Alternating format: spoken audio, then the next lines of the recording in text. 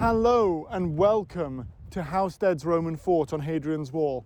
Housesteads Roman Fort is one of the best preserved Roman forts in Britain, and it's a real archaeological gem.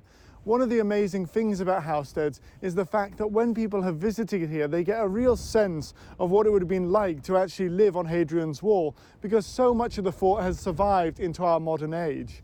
Even though the fort here does seem huge, it was only the 5th largest fort on Hadrian's Wall. There were other forts which were much larger, but unfortunately over time have been destroyed by either being recycled or just because of time they haven't been excavated and discovered to the same level as Housesteads Roman Fort. What we're going to do now is I'll just take you on a short journey around Housesteads and tell you about some of the sites here. To start off with, just here we are standing beside the south gate, and going down the hill there would have been the civilian settlement, the vicus, where the friends, the family and the merchants who supplied the fort would have had their houses. So going down the hill, it's estimated that there was a population of 4,000 to 5,000 civilians living outside the fort and farming on the ridge terraces right the way down there.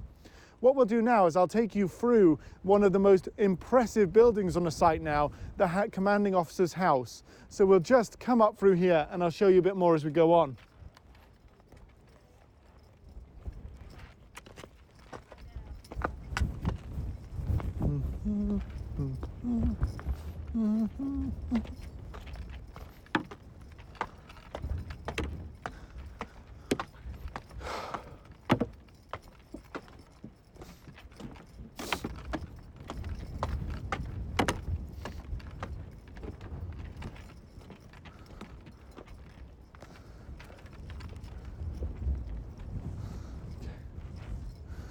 So welcome to the commanding officer's house.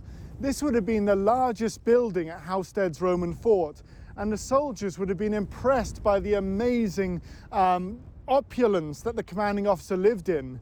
The unit stationed here was a 1,000-strong unit of Tungrians from modern-day Belgium. And when there was a 1,000-strong unit of Tungrians here, in a later period, they were also supplemented by a wedge or a cavalry unit of Frisians, which is from the modern-day Netherlands.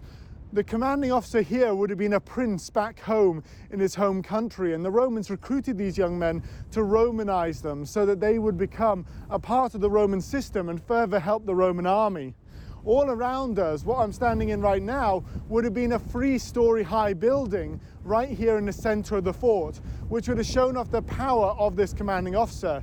We have down here his stables where he would have had his horses. We also have a bathhouse, and all the way around the building would have also had heated floors and heated walls, where he would have had his own boiler, ensuring that this was warm even in the coldest and most rough of weathers.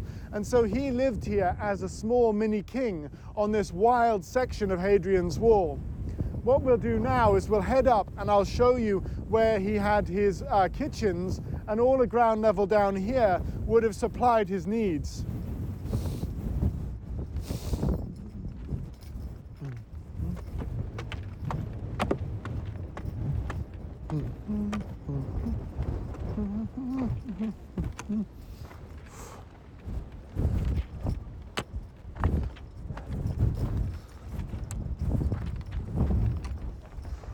So just down here, this would have been the commanding officer's kitchen.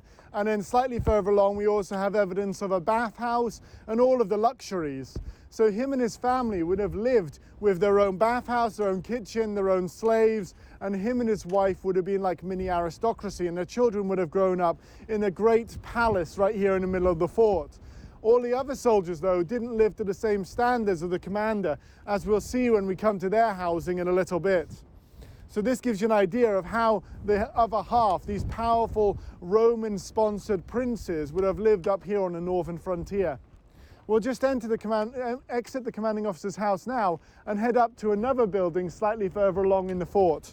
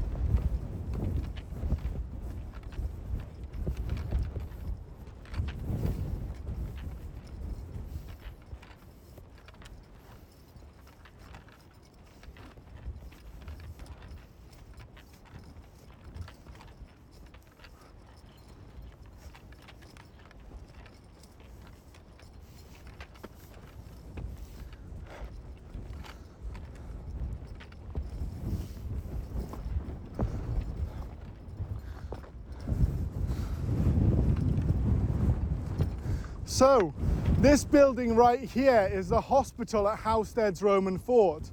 The hospital is quite a rare building inside of the Roman forts here in Britain, or at least only a small number have been found so far, though further archaeology may discover that there may have been more hospitals in the future. On Hadrian's Wall, we know for certain of three. One at Segedunum Roman fort in the east, one at Carlisle Roman fort in the west, and one right here at Housesteads. So it may be that there were doctors posted at certain points along the wall, and these doctors would supply the needs of the forts nearby to them. The amazing thing about it is there seems to be inside the hospital building one room for every single one of the centuries here at the fort, and a century was 80 men. So it's likely that when each of the soldiers was ill, they would send their soldiers to a specific room in the hospital where they would have their own ward, and the doctor would then look after them and ensure that they were kept well and treated while they were here. We also think there was a surgical room where surgeries could be performed, and in the centre there would be a garden, much like a Roman villa. Alongside this as well, the hospital had its own toilet block too, so the soldiers would receive the best medical care that they could afford here at the Roman fort to look after them while they were up here on the northern frontier. Let's head to the headquarters building now.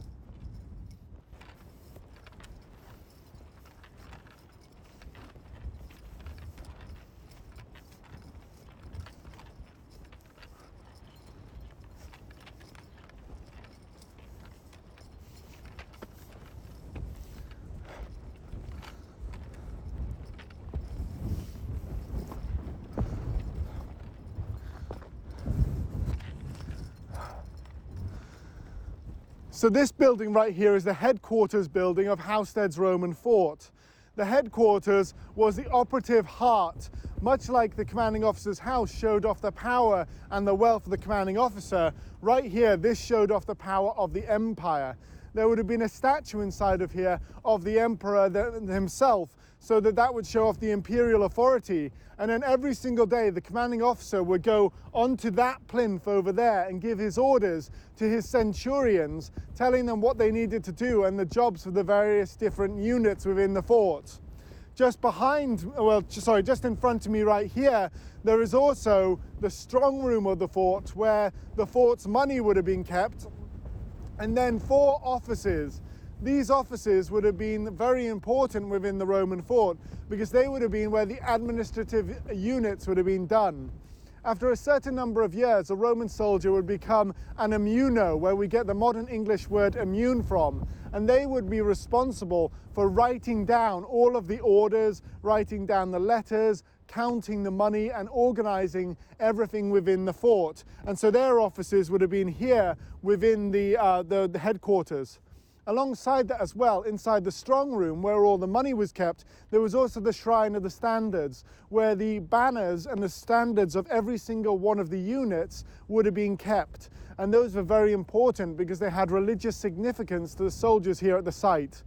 So this is the headquarters building, which would have had the officers here, a covered hall here where the commander would have met his senior officers, and then right over here there was an open space, again a bit like a Mediterranean garden. We'll now head and I'll show you the granaries where the food was kept here at the fort.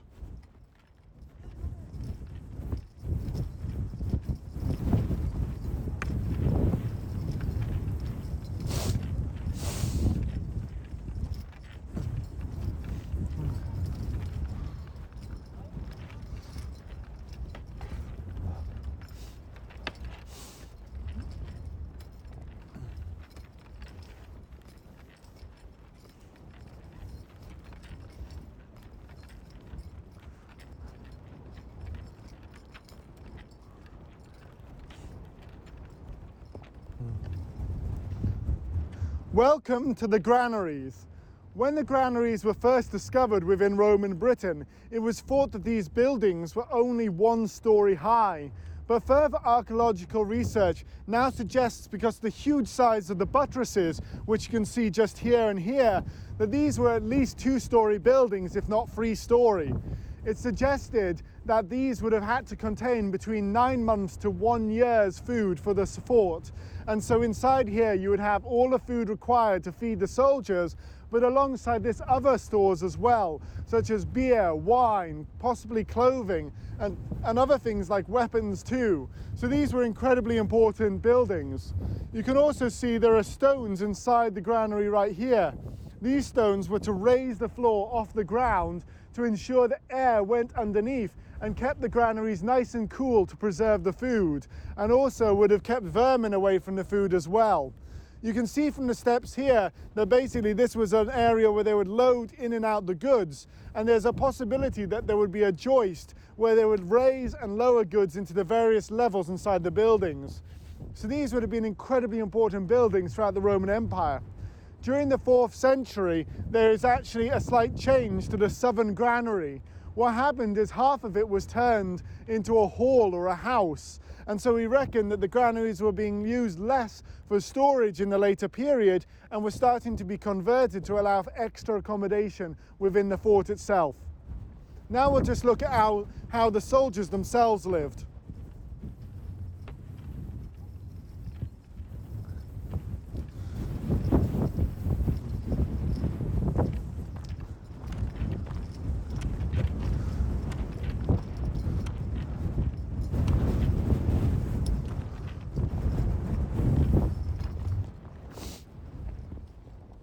These right here are the Barrack Blocks at Housesteads Roman fort, but these ones as they're displayed are how they would have been from around about the 3rd into the 4th century.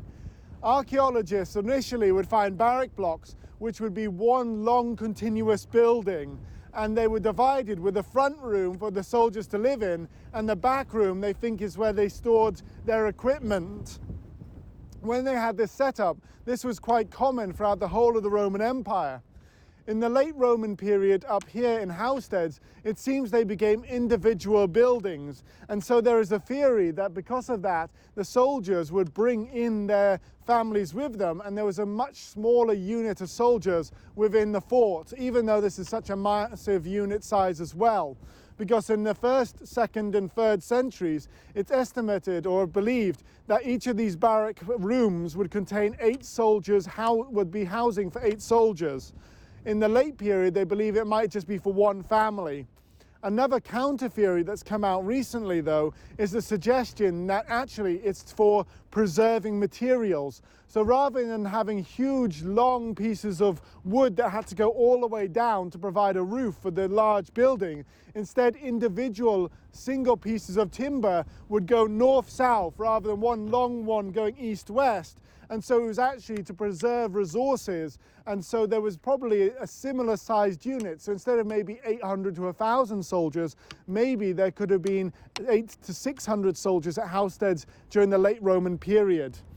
Slightly further down, there is also the Centurion's housing, and the Centurions would have a very large apartment space, about 2 or 3 times the size of the soldiers' barrack blocks, where he, if he was married, his wife and his children would live in there, whereas the soldiers had to share one barrack block between 8 of them. So you can see from the barrack blocks where there are 8 soldiers living in here, the Centurion then has his own apartment with some of them having their own toilets and things like that, and then the commander living in a large palace. There is a real difference between the levels of comfort that the soldiers were experiencing up here on Hadrian's Wall.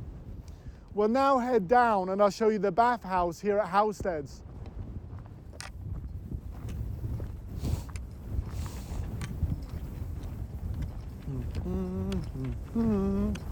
Da, da, da, da, da, da.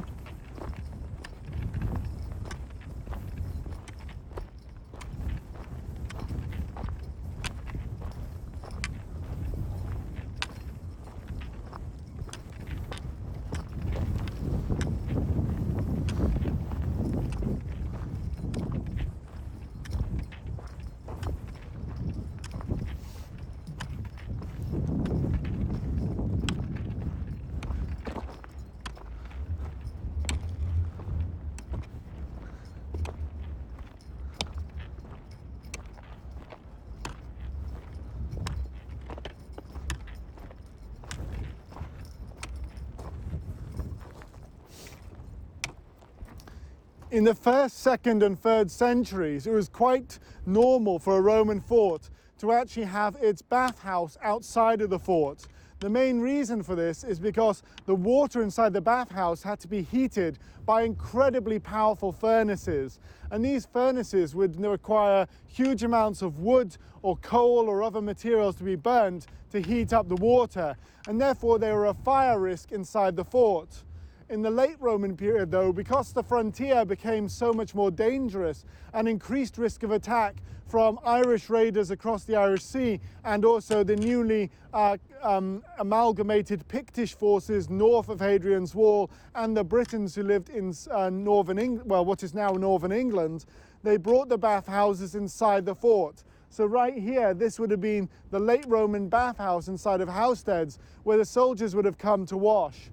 It's my belief that the bathhouses were way more important than archaeologists have ever believed, mainly due to the fact that when I've walked Hadrian's Wall in kit, the need to actually ice my body afterwards and also to bathe myself in hot water after every single day of walking, I can see after physical exercise, it's not just about leisure, but it's about the health and the continued effectiveness of the soldiers that they would need to actually be looked after with an effective bathhouse.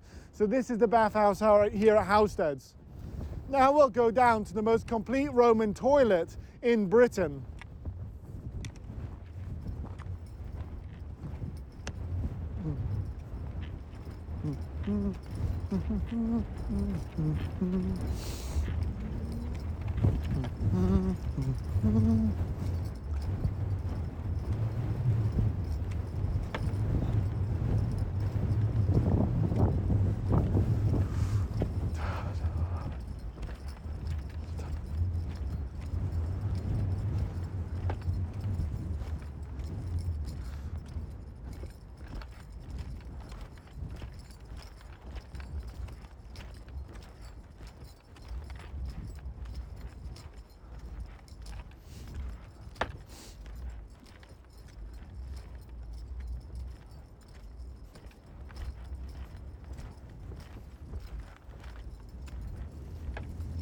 Hello and welcome to the toilets at Housesteads Roman Fort. Now the toilets here at Housesteads would have been, like most Roman forts, at the lowest point in the fort. Now Housesteads, what they did is on every single part of the fort, wherever there was waste water, they had channels coming down the fort, winding down here. They would all gather together and then push their way through the toilet block. Unlike many other Roman forts, Housesteads didn't have easy access to a water supply because it's built directly on top of volcanic rock. When it's built directly on top of volcanic rock, this meant that the soldiers had to then gather their water, one from a small spring which is just over in this direction, which also had a small temple dedicated to water nymphs nearby to it in all likelihood. And then alongside that as well, they think they actually gathered the water off the roofs of the buildings whenever it rained. So when they gathered the water, they would then put it into massive cisterns like the one just behind me right here. When we have these massive cisterns, the overflow from the cisterns would then come down through these channels, go all the way around the toilet block, empty into the bottom, and then would push all of the waste fluids like urine and the feces or the poo out of the southeastern corner of the fort, and it would go down the hill in that direction. There would be a wooden box going around the outside with holes in where the soldiers and their families would have sat upon, and then when they sat upon that, it would then drop the waste directly below them and the water would push out. In the Mediterranean, they would go diving and collect sponges off the bottom of the Mediterranean Sea and then connect them onto sticks, which they would use to wipe their bottoms when they were out in the Mediterranean. But here in northern Britain, it's very unlikely that they would have imported a sponge on a stick all the way up here to the northern frontier. So they think they used moss. And when they used moss, they would have your moss on a stick in one of the containers, you would pick it up, wipe your bottom, wash it in the other container, and then return it to the first container so that someone else could come and use it after you.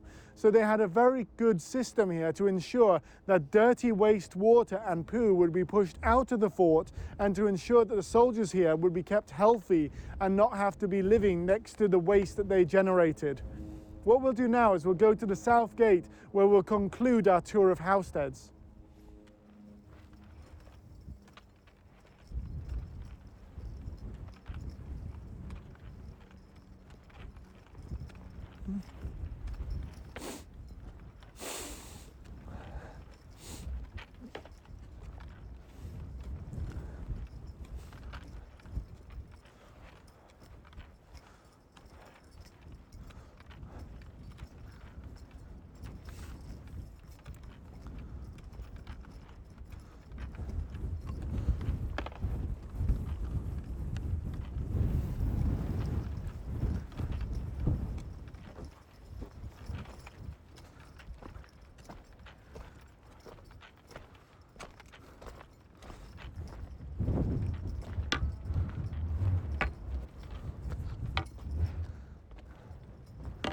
So I really hope you've enjoyed this short tour of Housesteads Roman fort, and I've been able to show you something of this great fort on the northern frontier. Please keep in mind it was only the 5th largest fort on the wall, and there's so much more to discover in the future. Alongside this as well, even visiting the fort, there's so much more to see than what I've shown you here. So if you get a chance, definitely come up here, and thanks so much to English Heritage for allowing us to film today. So thank you so much for watching. I really hope you've enjoyed the video. As always, please do like and subscribe, share the video with your friends, and if you would like to, I also have a Patreon which you can support me. If you'd also like to join me on a tour, I am available on www.ilestours.co.uk. In the meantime, stay safe and well, and I hope you'll join me for another episode in the near future.